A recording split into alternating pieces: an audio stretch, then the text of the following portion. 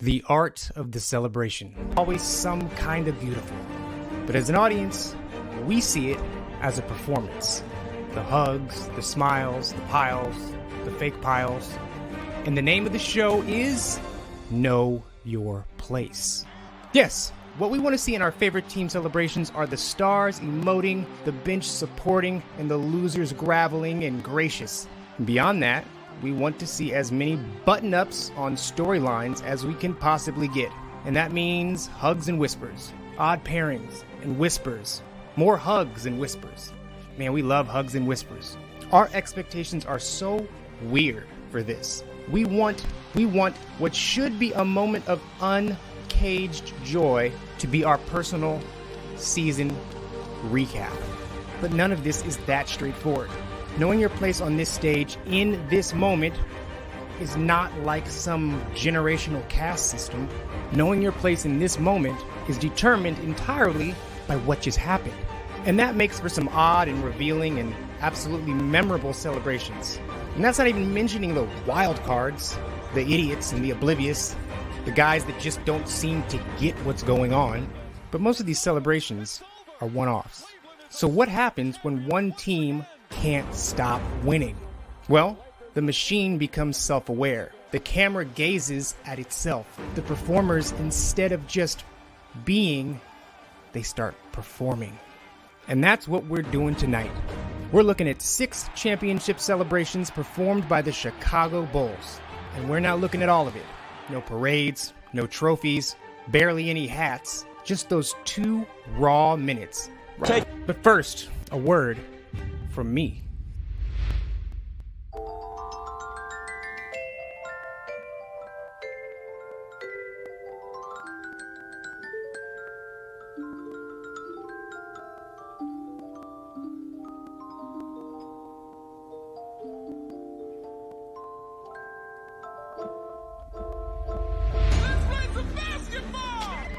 This is the NBA Storyteller.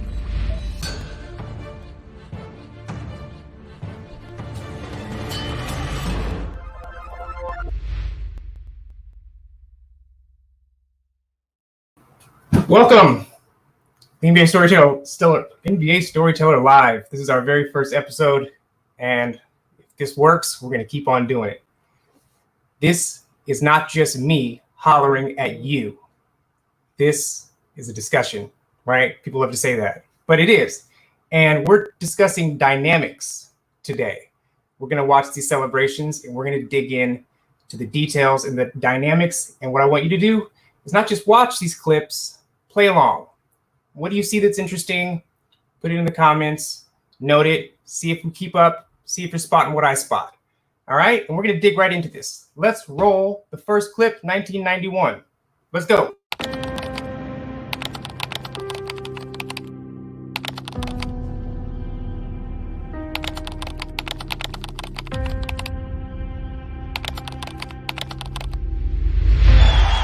The Chicago Bulls on the verge of taking 3 out of 3 from the Lakers in Los Angeles.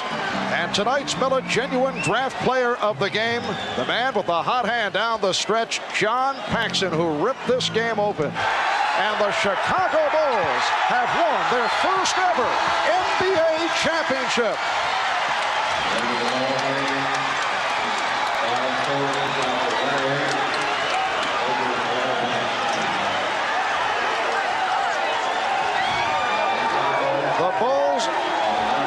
By a portion of this foreign crowd, the Chicago Bulls' domination of this series has to be considered a major surprise. Mike, there was no reason to believe that the Lakers would fall apart so dramatically. I think it was a combination of things. I'm not quite sure that everyone gave the Bulls the credit they deserved throughout the season. I think everyone felt the balance of power was in the West this year, that Portland, in fact, was the best team, and when the Lakers got by them, that the Lakers then were just going to put the Bulls away. But questions, there have been doubters over the years whether a team led by Jordan could win a championship, and it is so rare for a team that has a scoring champion to go the distance. Anyone who ever questioned whether Michael Jordan was willing to give up and sacrifice for a championship was completely wrong.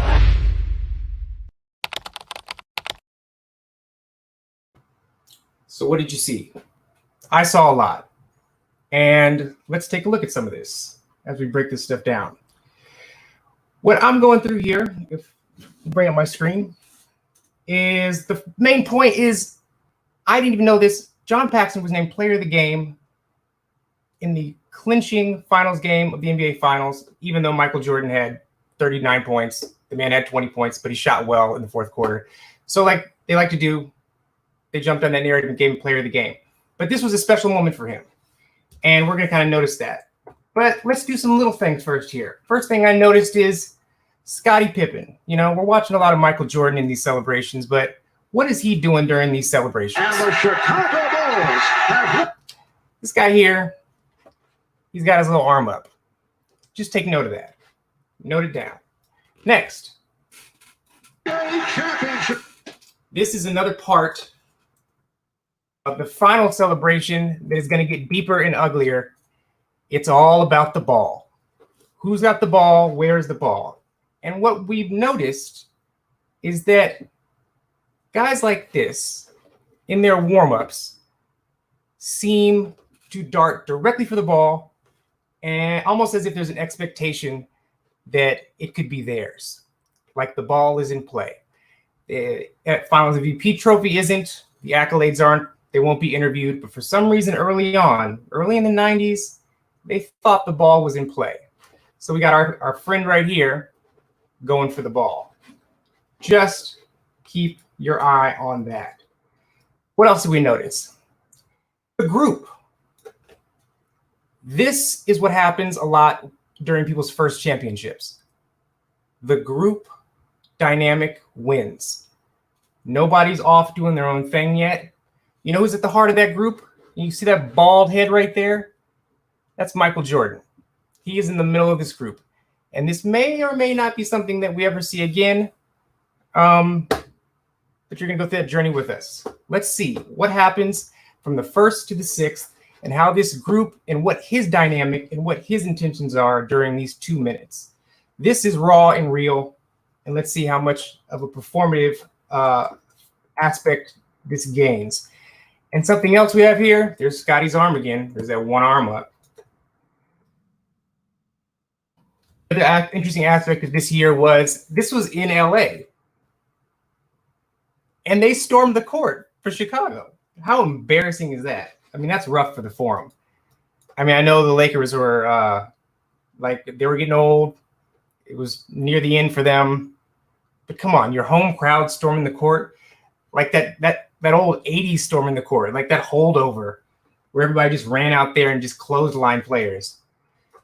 So then we have what I think is the most important and maybe the saddest part of all, John Paxson, who was the player of the game, who felt integral to this championship, is having a special moment with Michael Jordan. And it is extended and it's at the heart of this group. A major surprise. Mike, there was no reason to believe that the... And it's not just Paxson holding on to Jordan. Jordan is holding on to Paxson. This sticks with people. That sticks with you. Michael Jordan is holding on to you. He left that day thinking that there was some sort of bond. I'm sure of it. And then finally, little notice here. This was just a little mini observation here. Magic with his arm around Phil. When I was watching this the first time, I just had a brain lapse, and I was thinking Phil was the coach of the Lakers, a little foreshadowing for the future. Anyway, those are things I noticed. Tell me what you noticed. We'll kind of go over those. But now we are done with 1991. 92 is an interesting year, and we're going to play that in a second. But the biggest thing is people change from their first championship to their second championship. And they change for the better and they change for the worse. And the way they change on court and off court is also different from the way they change in that precious 2 minutes of unregulated celebration. So let's go and roll 1992.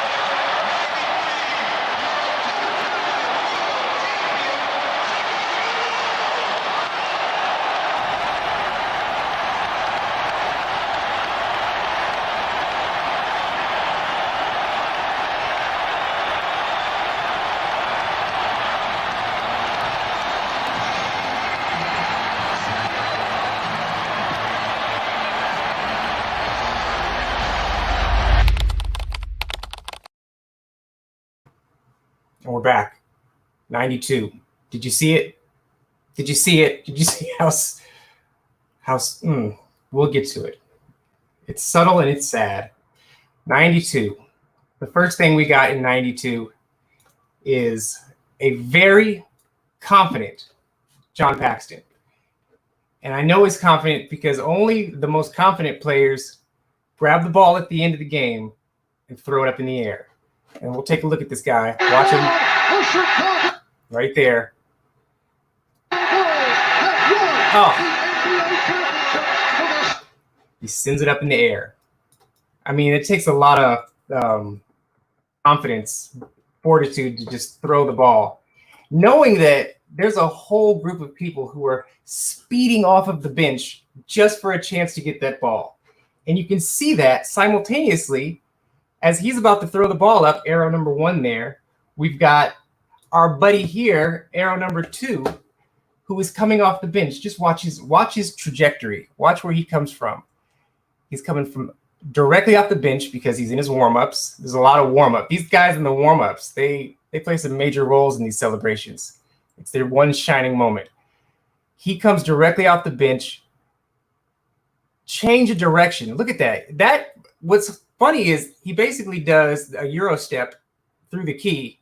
I hope you're looking at the spider. Through the key to get to John Paxton. And John Paxton launches the ball in the air and he goes after it. And the sad thing is that poor man didn't get the ball. He didn't even get it. We've got Michael Jordan, and this is big. Where is Michael Jordan? Where is the group? Where is Michael Jordan? Where is the group? The group is kind of coalescing around the middle here, and Michael Jordan is over here by himself. You see our guy? And he's hitting that same iconic jump and pump, I'll call it, whether you like it or not. I'm calling it a jump pump. And he jumps and he pumps. And he didn't do that in 91, but he did it in 92. And something felt good about it.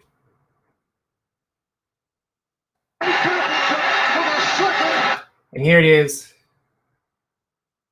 This is story thread number 1, already crashing and burning. We've had Michael Jordan and John Paxton having a moment that they shared. They shared such a sweet moment together in 91. And in 92,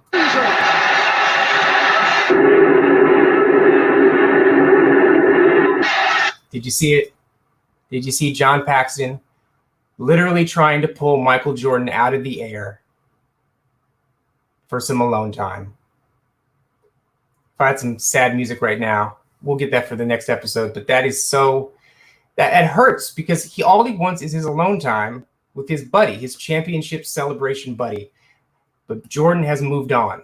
Jordan has fully moved on. And he gives him a little rap, but then he moves on. That is it for that. Well, we'll see. We'll see how it develops. We'll see if he develops a callous skin or not, Paxton. And then we've got Scottie Pippen, still steady with the arm up in the air. That's his move. That's his move. All by himself. You get that one arm up. So creative. And finally, we've got, well, where did the ball go? Right? This guy. He got the ball. I don't know who this guy is. I have no idea who it is. But I'm hoping, because we set this up, my buddy, my producer here, can help us out and figure out who this guy is and maybe tell us a little bit about who won the ball sweepstake in 1992. Hello there, Emio. Yes. I am so happy to help with this. Uh-huh. I know exactly who this guy is. You know what his name is? It's Bob Hansen. I Bob think Hansen, that up. number 20. So who is he? Number 20. He played for the Jazz. He played for the Kings. And then guess what? He was the backup guard to Michael Jordan. Some say he was as good. I'd like to know who those some people are, though. I say that. Yes, of course you say that. Yeah, that's you. Yeah, that was your qualification. You are the Bob Hansen expert. I'm the Bob Hansen expert, and I'll have you know he had a lot to say about that game ball. In 2012, he was interviewed by the Iowa Gazette. He said, I had the game ball. I was running with it down to the steps of the dressing room in the old stadium. And he said, everyone was trying to swipe it. I gave it to Michael and said, thanks, it's been a great ride. I kind of knew it might be the end of my career, which it pretty much was. And you know what Michael Jordan said to him? Said to Bob Hansen? What did he say? He said, I told you I'd get you that ring. And he did. Man, these behind-the-scenes Jordan stories, they always sound so perfectly scripted, right? No wasted words or anything. Right. Bob Hansen, Michael Jordan. Almost too perfect. 80% of it. All right, well, let's move on to the next thing here. Nice seeing you. We'll bring him back later when I don't know who the next random white guy is. All right, so 1993. This is important because we've already established that Michael Jordan is now starting to make his own way in his celebration time. He is doing his own thing, and it's starting to work. I mean, we saw the iconic jump and pump, which is like kind of throwback to the one against Cleveland many years ago, and the group isn't happening like it was. So anyway, let's check out and see what happened in 1993. Watch John Paxson. John Paxson, go.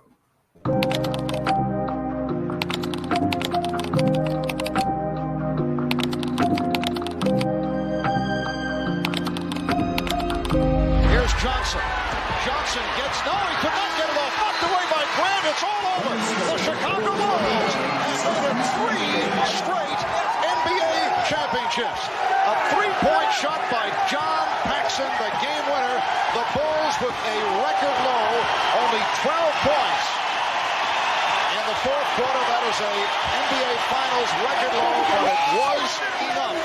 Michael Jordan, when that buzzer went off, first jumped so high, but immediately had the presence to chase the basketball down into the crowd. Whoever had picked it up, he wanted that basketball, signifying the 3rd world championship in a row, and he went after it and got it. Talk about the block. He did the last 2 things that mattered the most. He threw the pass back out to John Paxson for the shot. He gets that assist. He gets the block on that last shot attempt to preserve the victory. So the Chicago Bulls have accomplished something that has not been done in 27 years.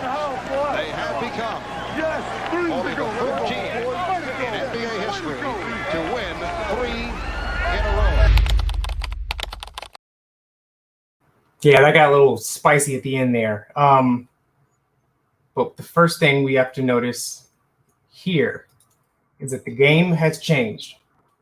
Talk about changing the game, players that have changed the game, and it's kind of, you may think I'm joking or being slightly ridiculous about this, but these details matter because it's the little intricacies that other players pick up on and continue on, and all of a sudden you think it's just always been that way.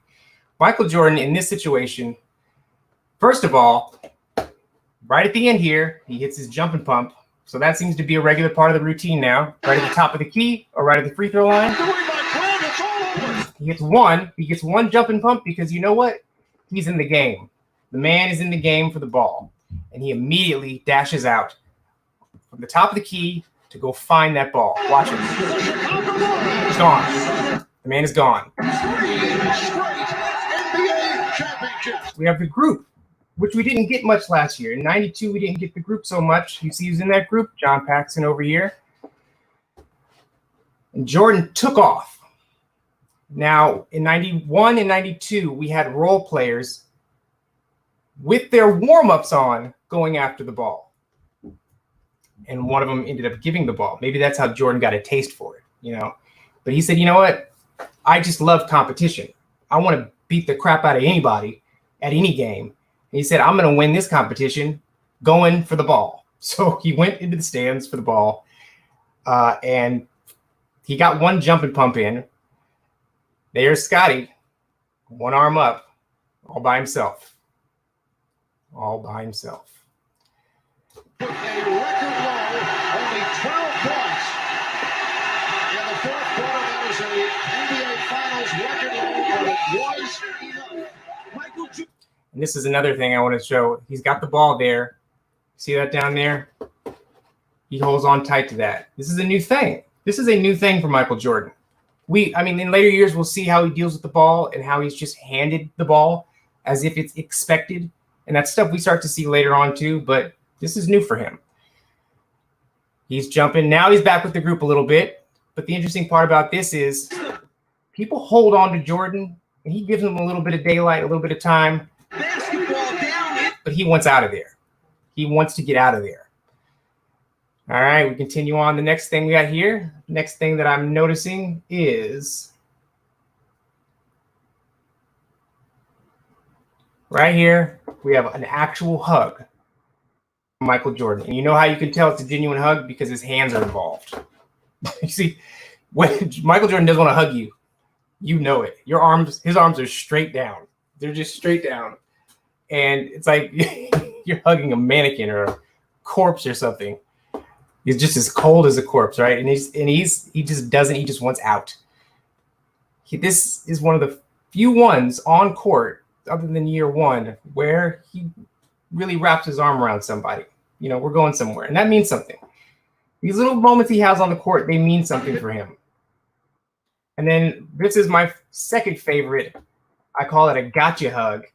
This is how you can see what Jordan does not want to be involved with this. Look at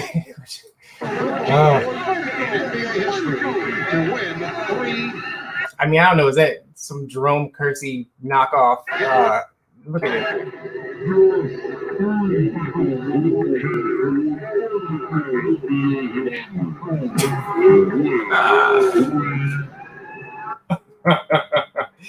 Man.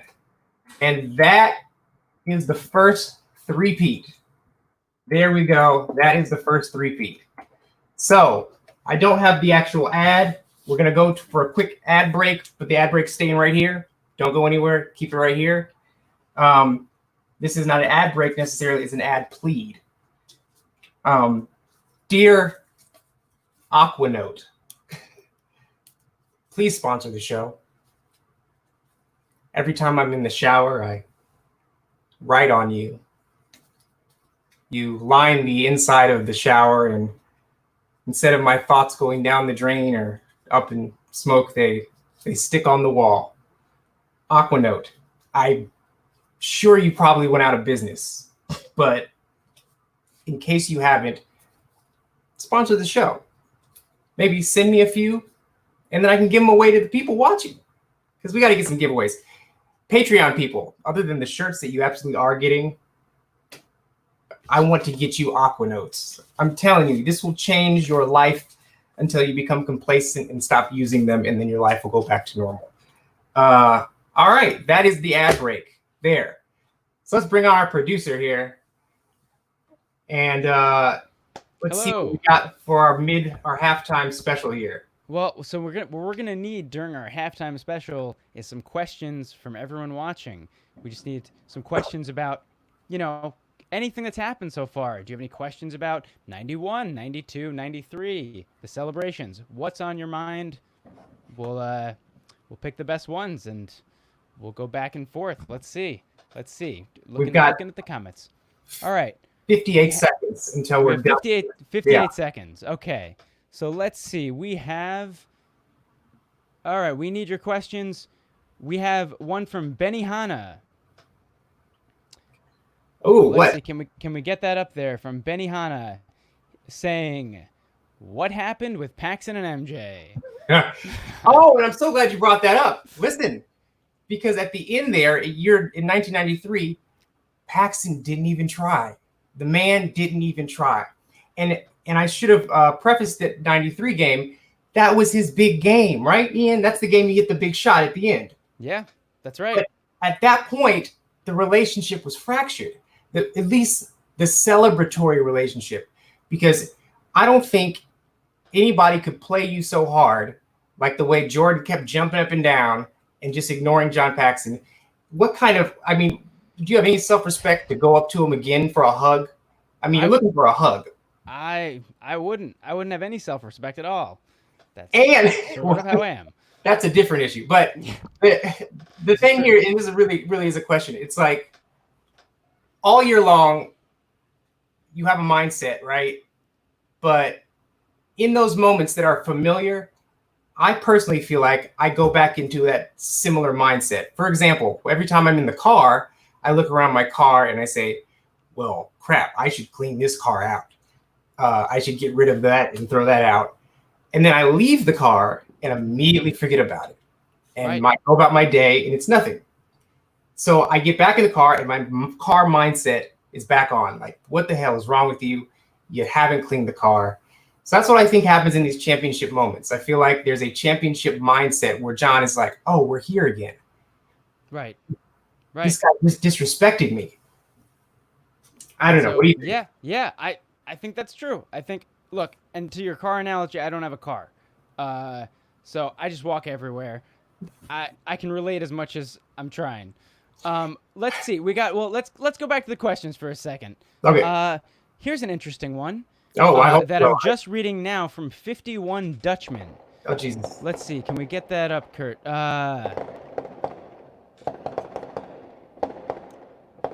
are fireworks. Oh, is that? Oh, yeah, that's on your end. Do you Brooklyn. think MJ saying in The Last Dance that he was already contemplating retirement in 1993 made him less engaged with his teammates? He say he felt more relieved than happy at winning. Now, the idea between joy and relief in these moments is drastic, right? Right. And clearly, towards the end, it's about relief, and we'll get to 98 very soon. We're speeding through this, but I think what happened really, I mean, because he clearly wasn't engaged with his teammates in those moments. He was off on his own. He went and got the ball, and he came back, and he was jumping up and down. And then he had a couple little moments, and he hugged Scotty, and he was out of there. And then the dynamics completely changed when, it's formal. You got the champagne, you got people interviewing you, there's trophies. That stuff doesn't count because it's a process, and there's a form to it. But out on there, he really, maybe he felt that year that he just had to do it himself. But the fact that he showed Paxson no love at that moment, I think you might be right that he just was disengaged with his teammates. Right. He was somewhere else. And we're going to get to 96, but then if you go to 96, it's an extremely emotional moment for him for several reasons, but it's clearly not just based on relief, and it's more based in celebration.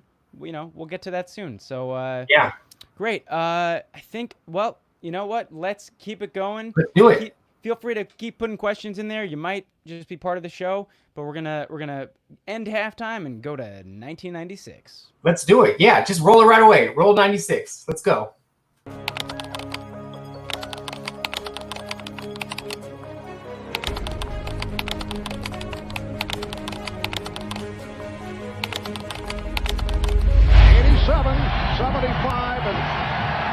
we're in the final second. The Chicago Bulls have won the 95-96 NBA championship. Make it 4 in 6 years as they defeat the Sonics 87-75. And they are going wild in the Windy City.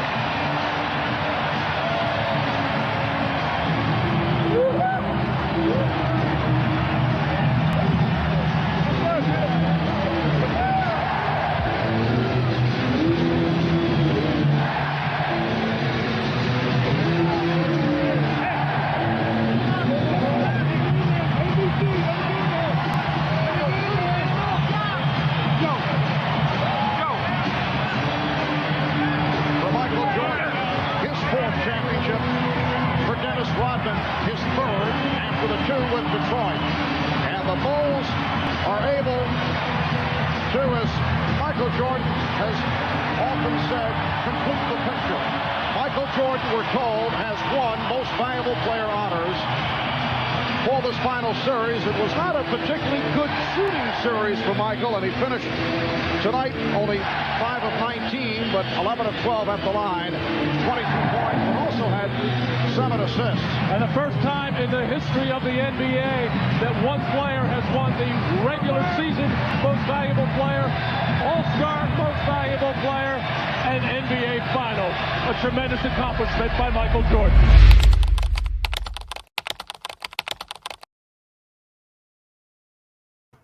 And the entrance of Randy Brown, Rooney Brown, Roger Brown has entered the chat. If you don't know who Randy Brown is, he's the guy who was getting a piggyback ride at the end. Randy Brown is one of a kind, but the one of the kind that he is everywhere. Is prevalent. But he got access to this stage over and over again, and he's got no manners, or at the same time, maybe he's just pure joy. If you don't know about Randy Brown, I've made an entire video about this moment that we're about to go over. Saga of the ball. Michael Jordan doesn't have to run for anything now because the team is programmed. He just came back from his fake retirement. This is Father's Day. It's important. The ball goes to Michael. Tony Kukoc has the ball in his hand, and he attempts to hand it to Michael Jordan. You see where that arrow is? The handoff is happening. But somebody attempts to intercept it with a right-hand swipe, almost as good as an Andre Iguodala swipe, as Jordan attempts to go up for the jump and pump, whatever I'm calling it, the jump and pump. He's trying, which would have been a third year in a row. He's trying to do it, and I don't think he's done it with the ball in his hand. He tries to go up, and Randy Brown pulls him back down. Now, this has got to bother Michael Jordan because this is the second damn year that somebody tried to pull him out of the air. When somebody jumps, you don't take their legs out. And when somebody's jumping for celebration, don't pull them out of the air. Don't pull them out of the air. I'm telling you people, if I ever play basketball with you guys and I'm celebrating the 30 points I just scored on you, don't pull me out of the air. Anyway, that will never happen. So he pulls him down, and then everybody in the world thought maybe this was the beginnings of the group pile-on. But no, this was Randy Brown having an identity crisis. 96 NBA championship. That's 4 in 6 years. Oh my goodness. But Michael Jordan is not going to ever give up. He is just as petty, and he will go to the ground and wrestle for a basketball on the biggest stage and the biggest moment with anybody. For years, I thought Randy Brown was just delusional. Or if you dig into Randy Brown's life, you'll find out that Randy Brown is born and raised in Chicago. He was the Chicago kid. That man was a star in high school, and he came back to Chicago and played professional basketball and won a championship.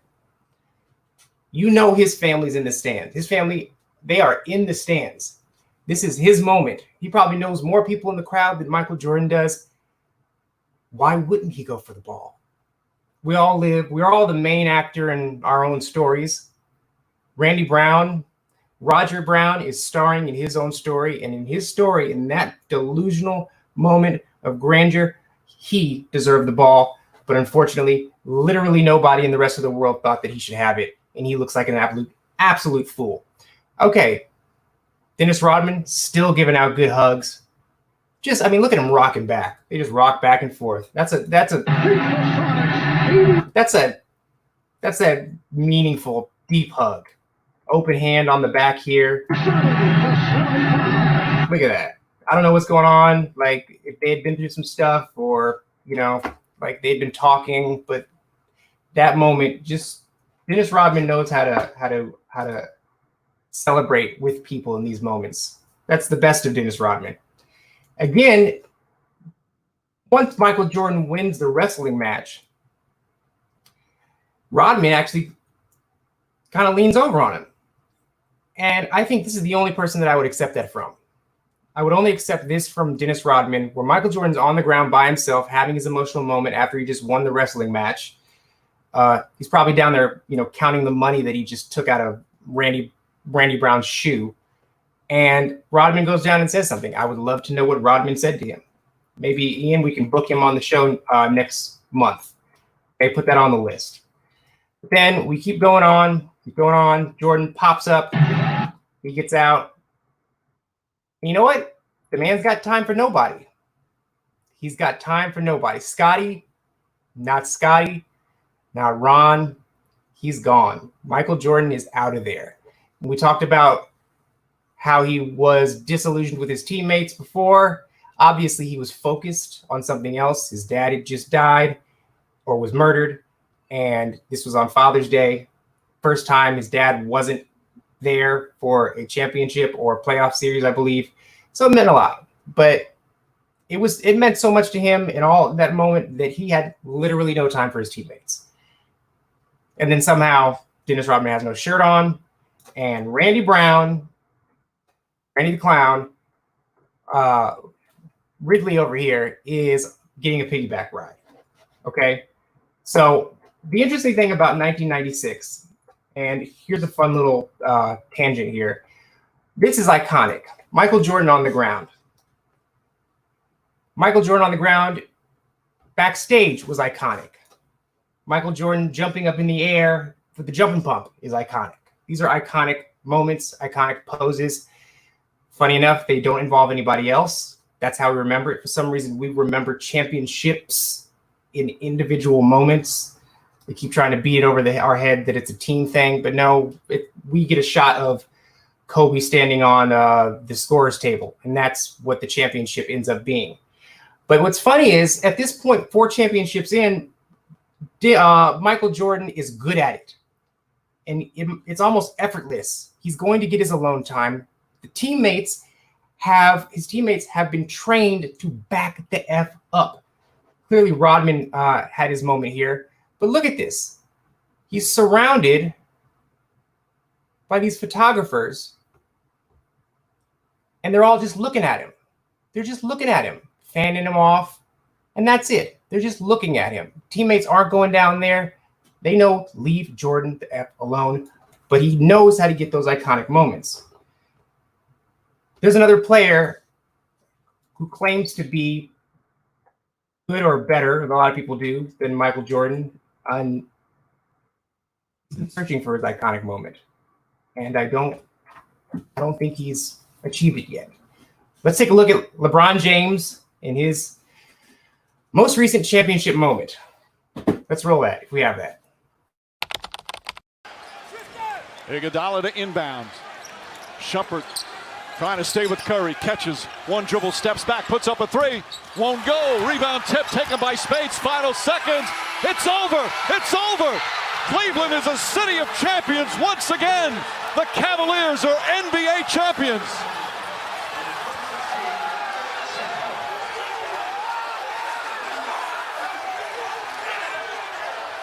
Time to celebrate a title. And the emotions for LeBron James, who delivers on his promise to come home and bring a championship to his beloved hometown. They're saying this is what he want me to do. And Cleveland, this is for you. Oh.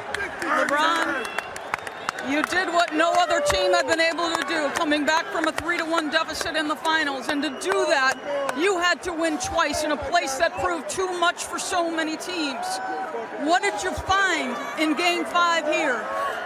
Just locked in. I had to change my approach a little bit on how I approach the game. Okay. We all know, Cleveland, this is for you. But let's start at the first part. And I'm just talking here. I'll get through this pretty quickly because we got to get to a couple other things. First thing that happened, LeBron James at the buzzer opens up. He's running. But you know who was there before he could even take a breath or decide what he was going to do? Kevin Love. Kevin Love made all his decisions for him as he wrapped him up and became a pair in an iconic moment. LeBron and Kevin are part of that one moment. You know what? Maybe I'm overthinking this, but that's kind of what I do. That wasn't enough. LeBron heads to the other side. He's down on his knees. Very familiar position. We've seen that. We just looked at it with Jordan. He's trying to soak it up. Same deal with the cameras right around him. Is it the iconic moment? Is that what we're going to remember? No, we're still remembering Kevin Love and LeBron James. That's what we're remembering. So you know what? He's trying it again. And I really feel like LeBron James, his post high school education was built around the basketball language, not just on court, but off court, the cliches. And it's not an insult. I just think he's so deep into it that the traditional words that we use to not say anything, he actually uses in order to express himself. You know, all the typical cliches of, you know, trying to make my teammates better, and you know, relying on others and all those type of things you don't say in regular life. He really uses those as his actual way to express himself. Just watch him. Like, he's not brushing people off. But anyway, he knows the things, the beats to hit. He knows where the cameras are. We can do a whole video on him knowing where the cameras are. So after he gets up from his little dive on the court, which might have worked, it didn't overcome the Kevin Love hug and crying LeBron face. So he goes for the old Cleveland, this is for you. And you know what? It could have worked. It might have worked.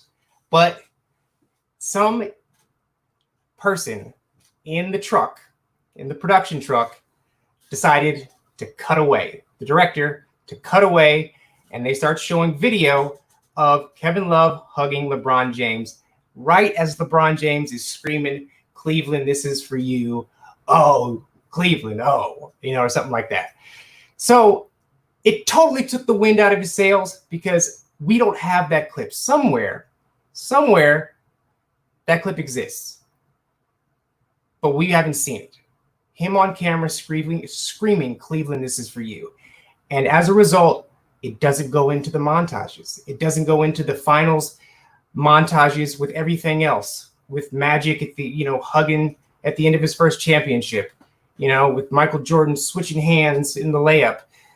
It doesn't go into those iconic montages because we don't see it. You may hear it, but we're not putting it together. We don't get the double whammy with the visuals and the sound. And that's on them.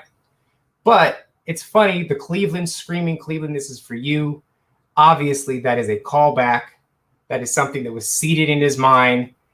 Not like you're stealing jokes, but stealing a sentiment, which is fine in celebrations.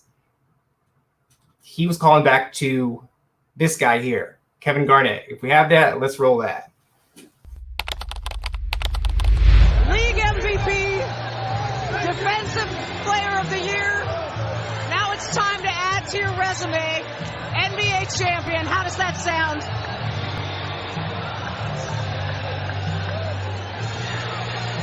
Man, I'm so hyped right now. Anything's possible. Anything's possible!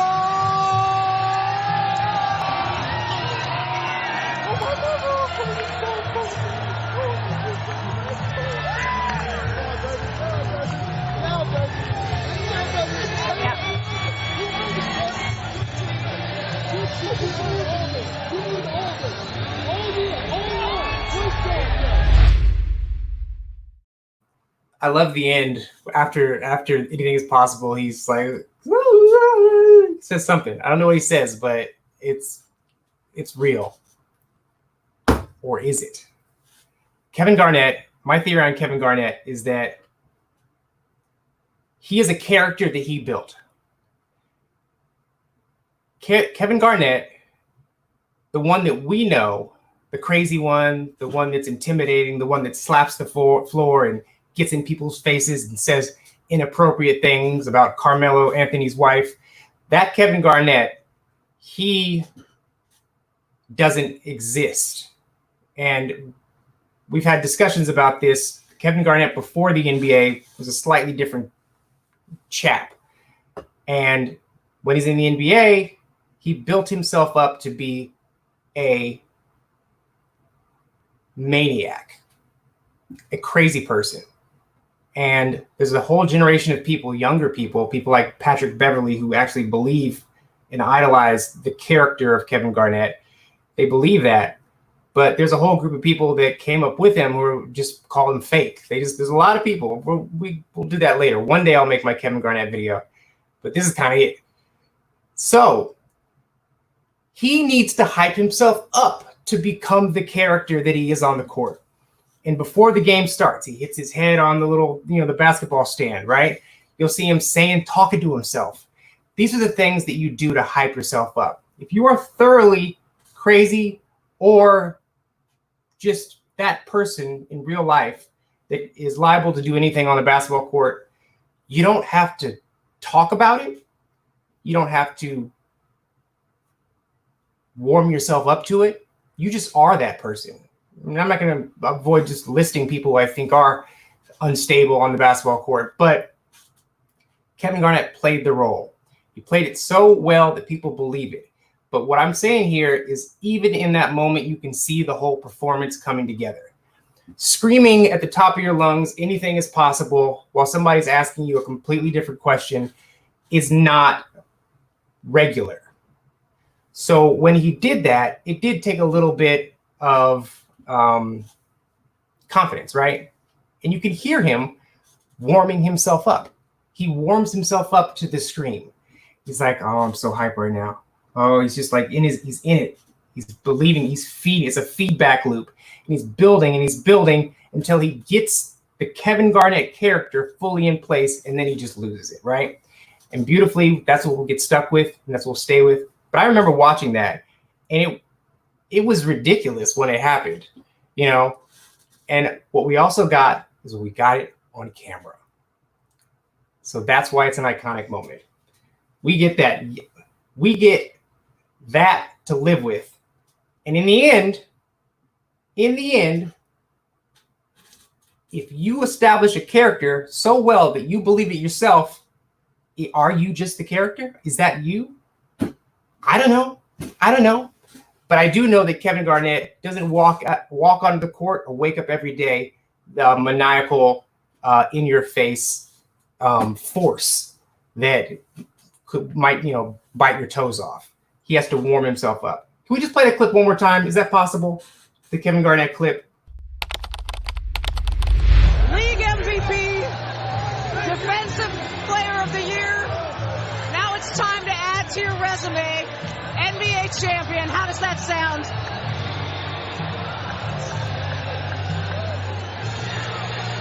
Man, I'm so hyped right now. Anything's possible. Anything's possible! Oh my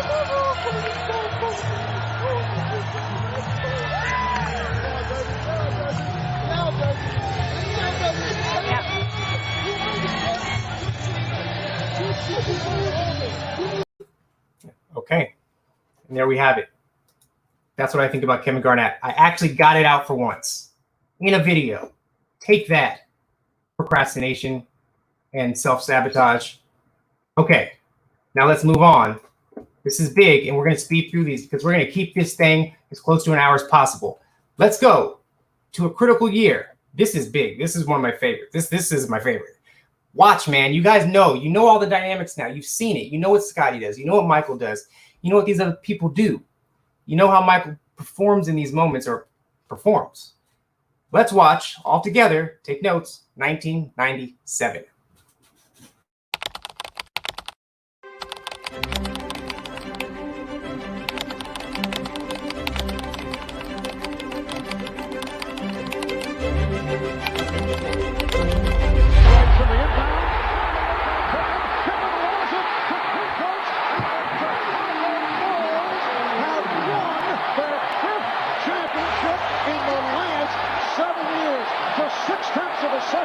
Remaining, it's a 4-point lead. There will,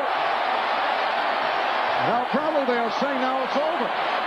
The clock did run out. The Utah Jazz indicating that there still should have been 0.6 of a second remaining, but the indication is it is all over. The Bulls have won the title by defeating the Jazz 90-86. It is bedlam here at the United Center.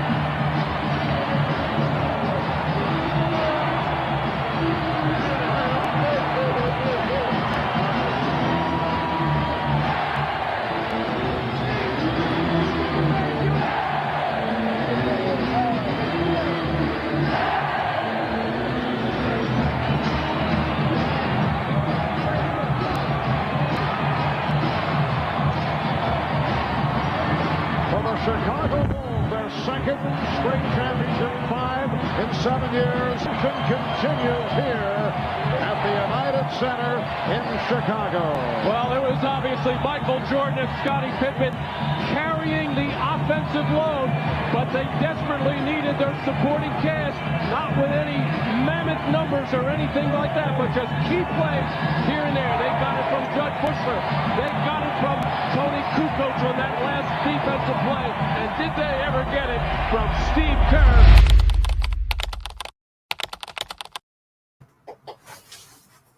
How about that? How about that? 1997. It's got everything. What'd you guys see? Come on, play along, guys. First thing we noticed. This is deep. This is all deep and personal and interesting, but we're going to tear through this one here. First thing, Dennis Rodman is still giving out great hugs. Tony Kukoc getting another hug. I doubt, you know what? Tony Kukoc has not had any Michael Jordan interactions yet. Then this is it. 5 years in, Michael Jordan finally is ready to show Scottie Pippen some on-court love. But watch what happens. In the last 7 years, just 6/10 of a second remaining. It's a 4-point lead. Finally gives him some love. Scottie is juiced, doing his little jumps. This is a throwback too. Scottie doing his little jumps is a thing. Jordan hands up, takes the low position. Scottie takes the baby position. And look who joins them. Oh. Look who joins them. And I'm telling you, when he joins, when he latches on, when Randy Brown, when Ricky Bobby Brown reaches around and grabs onto Michael Jordan and Scottie Pippen, two of the greatest players in NBA history, when he reaches around in his God-blessed warm-ups, thinking that, oh, I need to be in this picture. Well, clearly not thinking. Maybe he was thinking. He's the Chicago kid, right? He's the star. This is his hometown. This is his second championship. He is the third wheel on here. Was the third wheel, but maybe he thinks he's the third star. Just like John Paxson thought he was hot stuff in 91 and 92. Really, John Paxson, player of the game in 91, hits a big shot in 93. I bet he thought he was somebody. But you know what? He got dismissed. And now he's persisted. And Jordan does not want this, and neither does Pippen, because this is the one moment Pippen got with Jordan on court. Look how deep that hug is. Pippen has the lock arm. Looks like he's trying to do an illegal move right now. Chokeholds have been banned. Listen, he is holding on to his neck, getting every ounce of appreciation and love and thanks that he hasn't gotten. He needed it. And you know what? There's Rodman giving everybody a great hug. But the problem is when Richie Brown came in, that gave everybody else permission to join in, whoever that guy is, and hugged him up. And this is the only redeemable part right here. Scottie realizes that Dennis Rodman's there. He looks over, and guess what? Michael Jordan has the one arm up. The one arm. We've been looking at Scottie Pippen do the one arm all darn day. And Michael Jordan is there doing it for him. Scottie gets it up. He doesn't even realize Michael's hand is up. He turns and he sees it. Look at that. Look at those guys. This is Scottie's moment. And Rasheed Brown almost blew it for them and blew this picture. But you know what? Randy's attached to the back there. You see him right there? Attached. This is where he gets a taste for attaching to people's backs. So anyway, this was a great moment, I think, for Scottie and Michael. And on your own time, you can watch the actual trophy ceremony. Michael Jordan says he couldn't have done any of this without Scottie Pippen. And that's telling, because this moment, he really was feeling this. I'm not just making this stuff up. This moment, he was feeling Scottie Pippen. He wanted to show his appreciation. And when he won the MVP, Finals MVP, he said, this is ours, me and Scottie.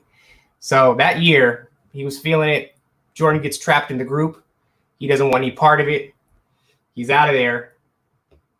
Another gotcha hug, arm wrapped around his back. And there we go.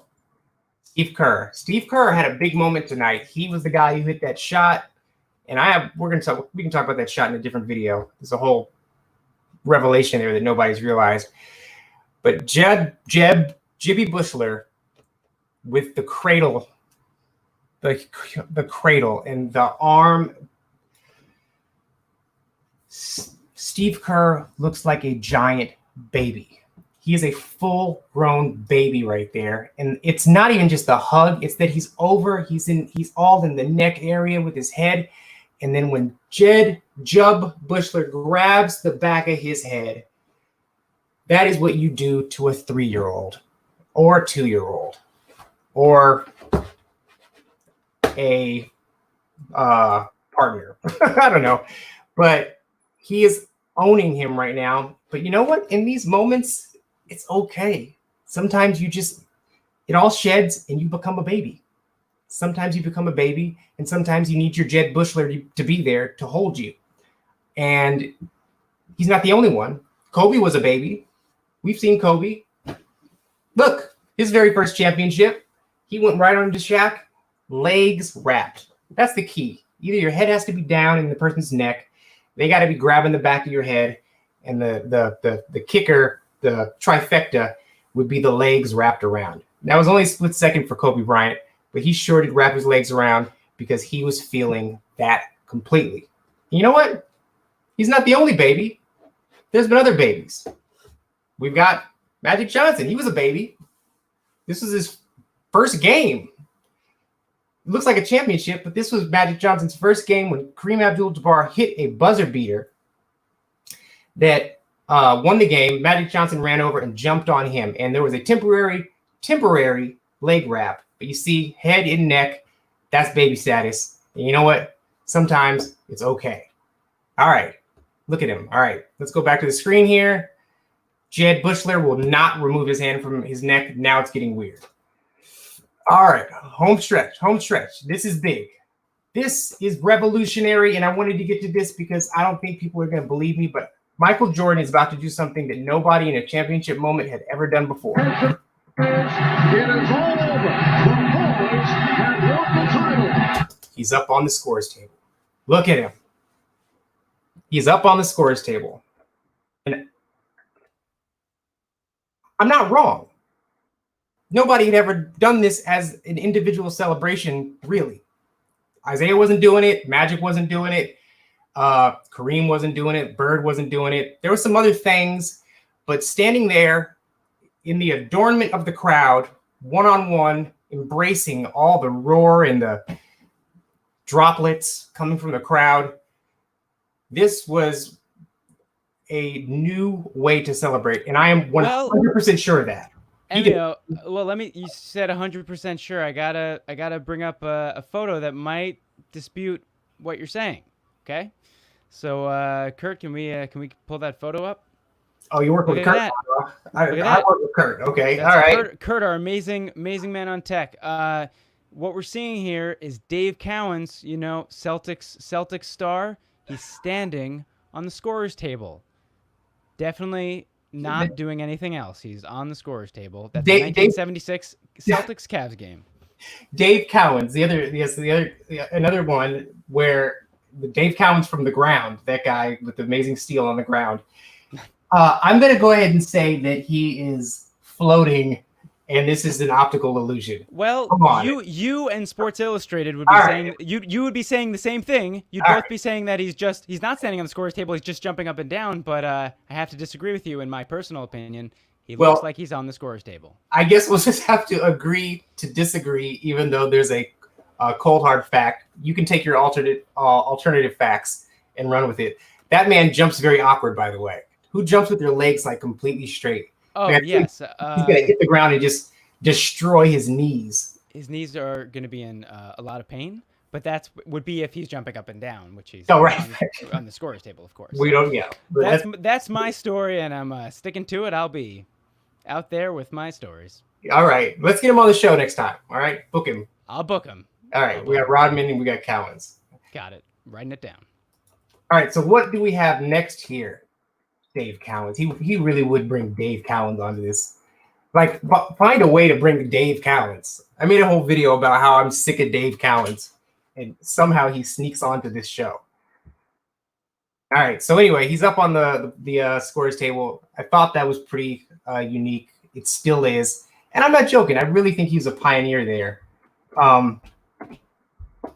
And we see it later. We absolutely see standing on the scores table later. And there's somebody that I just want to revisit here who had a very interesting similar arc to Michael Jordan in his celebrations. Let's just go ahead and roll it. I think you know who I'm talking about. Off the rim, and the Lakers are the 2000 NBA champions. Who finished with a 15-1 run. The best 113 to 107. And Phil Jackson has equaled. Ready to celebrate a championship. There's the final seconds. As the buzzer sounds, it's official. The Lakers are NBA champions once again. LA wins the 2009 NBA title.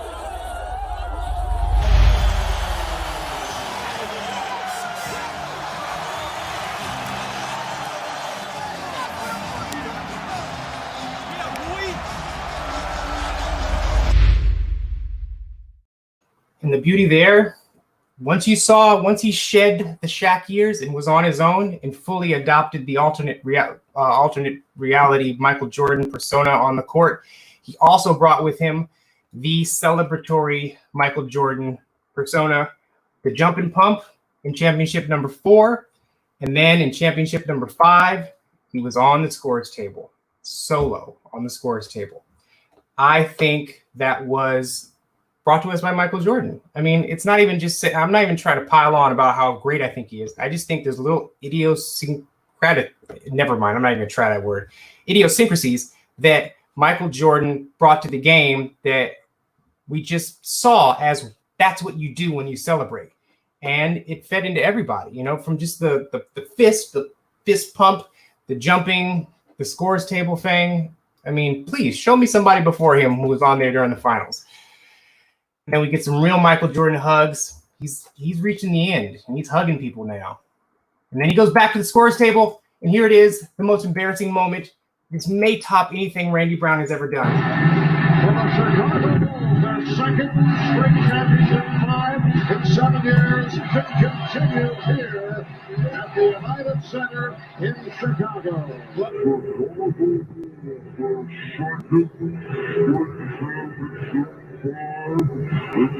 It was obviously Michael. Okay, I don't even have time to sulk in my embarrassment because we have to move on. This is the most embarrassing thing I've seen. How unaware, how clueless, how goofy does this person have to be to jump on the scores table next to Michael Jordan in his warm-ups? In the warm-ups? Really? That's ridiculous. And he puts his hands up. Look at me. He is such a dad right now. He just put Steve Kerr to bed a few minutes ago, and now he's out there in the living room standing on the couch like a doofus. But like, be aware. Like, you're upstaging Michael Jordan right now for no reason. Nobody's going to use this clip. Look at Michael Jordan wants no part of it. He's out of there. That's ridiculous. All right. By the way, what's up, Justin Hunt? You should come on the show next month if you're still there. Then we have the iconic 6. The iconic 6 fingers there, meaning he wants one more. Remember, they just won 5, and he is holding up 6. Very confident. Also something people start doing later, and they take it way past just the fingers there. But let's bring our buddy on one more time because I heard a very weird story that our producer Ian believes that he's doing it wrong. He's not actually using the right fingers. I did this my whole life. I've been doing this. And okay, the bye. That's enough. Never mind. That's all right. We can move on. Let's go on.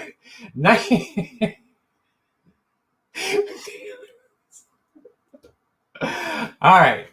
Final Final year. Let's do it. 1998. We're going to breeze through this. We have 4 minutes. Well, we have to watch this. Then we have like 2 minutes after that. All right. Take notes. This is the end. All the stories wrap up here. Beautiful endings. Let's do it. Roll 1998.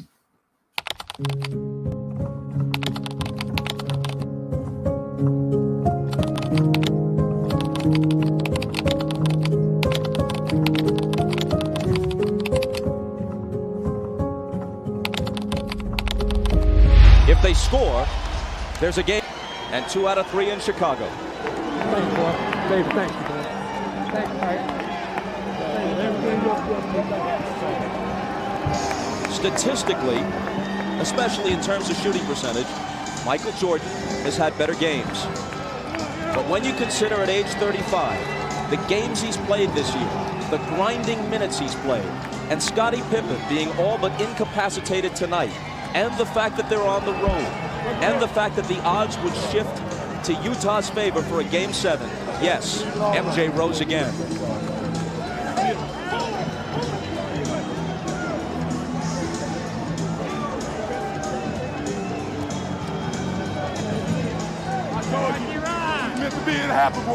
He no longer needs accomplishments to prove his case as the greatest player in NBA history. He just adds to it. And if this is the final chapter, what a way to close the book.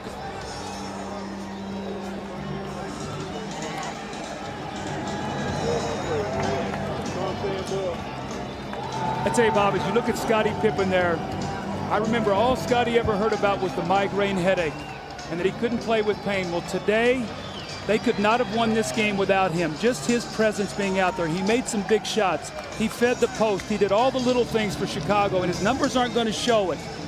But Michael, once again, with the heroics, the unbelievable plays. But his sidekick, Scottie Pippen, was there for him when he needed him. And I'm watching Michael Jordan hug his mother right there. Such a great player, such a great person. Everything that this game is about, the goodness of it, he represents, and what he's done for the game of basketball and for this Chicago Bulls organization. All of us as former athletes are very thankful to 23 in red. All right. Hold on. Just putting on my house Tims here. The ones from, Walmart. Okay. Because we're almost home. We're almost in bed, guys. We're going to be letting out here. Class is going to be letting out soon. Hopefully, you guys all stay inside. Hopefully, nobody's watching me via their cell phone in an arena right now with 19,000 other people. Oh, I hope you're not there. I could feel the droplets in the hate. Okay, so here we go. This is it. And Michael Jordan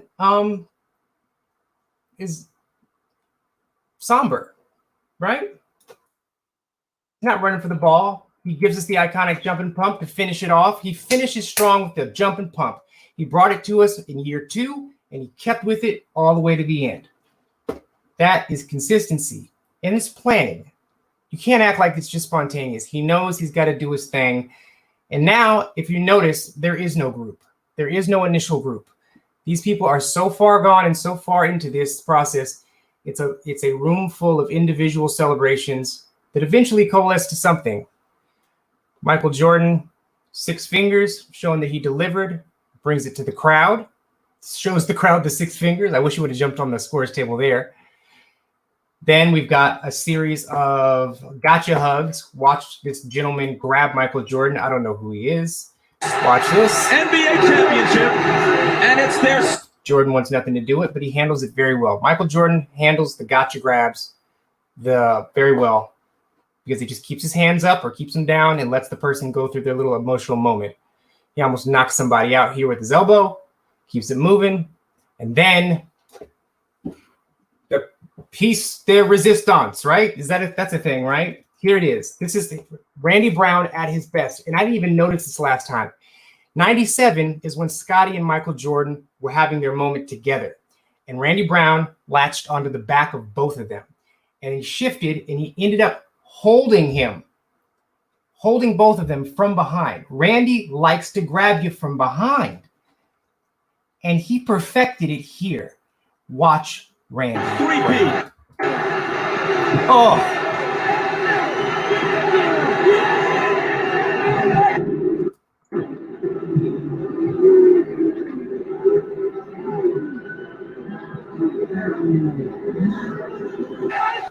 And if that wasn't bad enough, like, oh, if that wasn't awkward enough, he grabs him and holds on to him. Michael doesn't know who that is. Holds on to him. And then we got green shirt here. We got a couple of guys. We got white hat and yellow jacket of the times, who are having some sort of battle. I think yellow jacket is keeping white hat away. But green jacket gets around because he believes he's Michael Buffer now or somebody. I don't know who holds their hands up in the middle of a boxing ring. The referee, and he's just holding Michael Jordan's arm. This right here is what Michael Jordan had to deal with. I don't care if you say you would trade places with him, but I don't think you've ever had a random adult male grab you and hang on to you and jump up and down with you like Randy Brown did for 2 straight minutes, unless that's exactly what you had planned for the evening. I don't think this just happens to you. And then simultaneously, some other random person just grabs your arm from the front. 2 people you would rather not have touching you.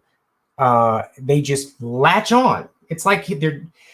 Ian put it nice earlier. This is like, he's like a Jesus figure, like a God figure, and they just want to touch him. And the fact that he's not interacting and just ignoring makes him even more mighty. Gosh, that's awkward. Okay, we got some real hugs here, real hugs. Oh gosh, look at Jed Bush. Look at Jed Bush. There it is. Everything is finishing strong. Everybody's storyline, even Jed Dad Bush tried to put Michael Jordan to sleep. He tried to rock the back of his head. Look how he reaches around the whole pile to get that head. Oh. Just get off the man's head, man. All right. We got a hug. Okay, real hug because there's arm involved. Jordan's actually carrying. There he is. There he is. Look back there. Look in the background. You see him? What's Jed doing again? Jed. And who does he have in the baby position? Randy Brown. Randy is now the baby. Put that on the ticker. Randy is now the baby. He has achieved full baby. And that's all he wanted. Somebody to care and hold his head while he burped. And Jed Bushler does that professionally. Wow. Man, I didn't think we'd see Randy in the baby position. Randy's usually holding people. We get a real hug, another real hug. You can tell because his arms are involved. Look at that, a full wrap. And then we've got Dad Bushler over there. Not my dad, but just a stereotypical awkward dad who never should be let outside. Watch this. Look at the handshake. Look at the high five. I don't think I've ever seen somebody blow a high five that bad. Oh God. I want that side by side to that Monte Ellis handshake he did with the security guard. I'll put that in a future video. This is peak Judd right there. Look at the mangled fingers. Look at this. Look at the mangled fingers. Okay. All right. Move on. Keep it moving. Keep it moving.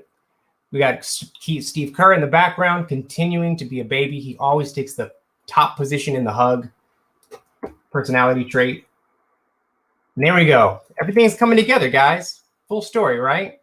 And we've got Tony Kukoc finally getting his Jordan moment. And they're on. And then there's this. 2 out of 3 here and 2 out of 3 in Chicago.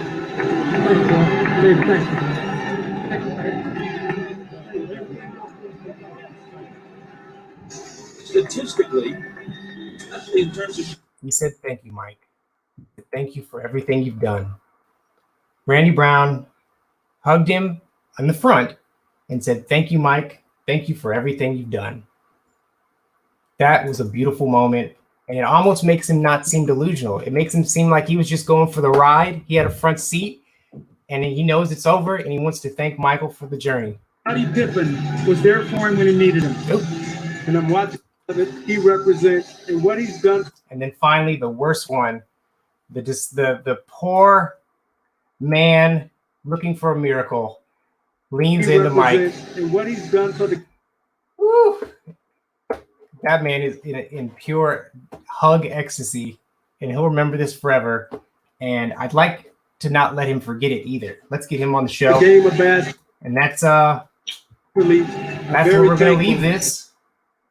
Right at the end, we got Randy Brown, we got Jed, we got all of them bringing the whole story together.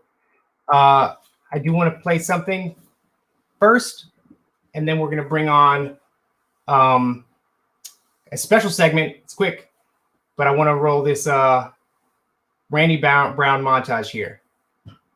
We got it.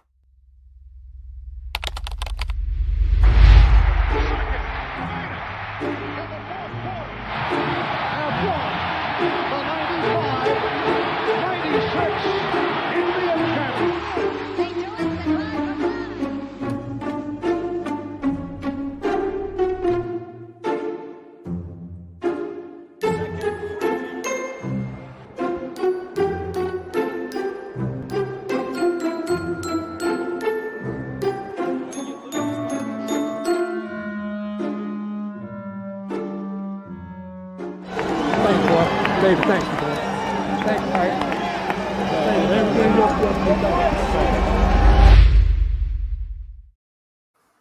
All right, we've got a minute left in this thing, and we're going to bring on producer Ian. Give him a round of applause. Thank you very much. Special segment here with producer Ian. Thank you. So the name of this segment is called What We Missed. Now, Emio, you did an amazing job. You covered Scottie Pippen's arm, arm putting up in the air. Randy Brown, his very strange gotcha hugs. We got a lot. Kerr is a baby. What did we miss? So everything looks great, except we didn't have a montage about the head pats. Now, if you look back at every NBA Finals, there's a lot of head groping going on. Players love head groping, okay? Especially Michael Jordan's head. They love groping his head. He loves, he likes groping other players' heads too.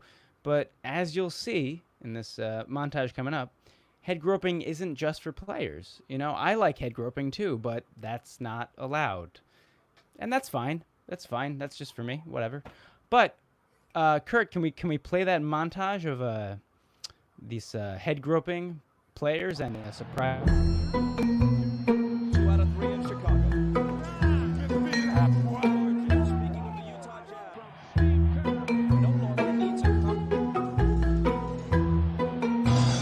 And I'm watching Michael Jordan hug his mother right there.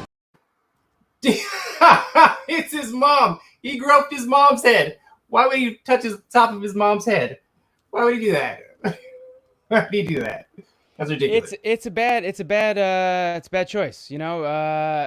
Would you grope any of your parents? I broke their head before I smacked their ass.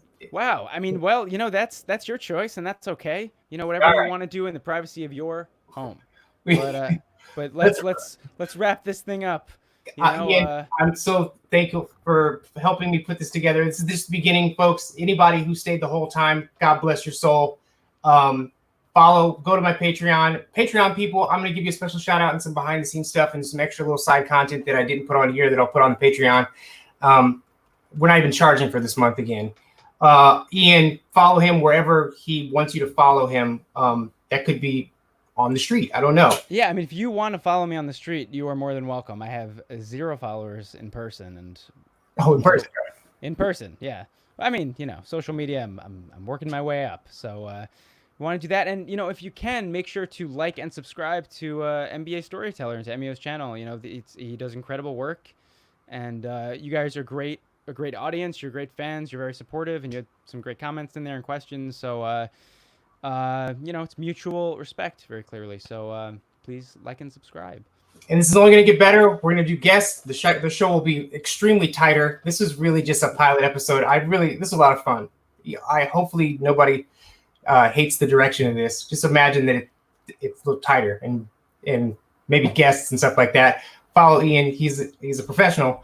Kurt, our tech guy. I don't know if you want to bring yourself up on the screen, Kurt, but you did an amazing job. I mean, the clips, everything, like just came together. So good.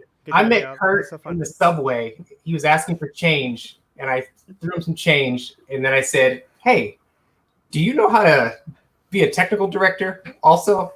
And then 20 years later, we're here. Wow. Seriously, he's a professional. He's legitimately a professional. I was a little baby when he saw me. You're a little baby, just like Steve Kerr. There you go. If there's anything you want to promote, have your time. I don't know if you do. Maybe next time. Okay, I'll promote next time. Good job. All right. Good job, though. Thank you. Everybody's got to go. I love you all so much. Hey, Ian, Eric, Matt, these are like Patreon people. Rudy, I don't think Rusty's here anymore. Then there's like people like Mom and Dad. Those aren't Patreon people. Those are real life people. And my sister and my wife and my kids. Love you guys. Ian, Kurt, thank you very much. Let's shut it down. Thank you very much, everybody. All right. Bye. Bye.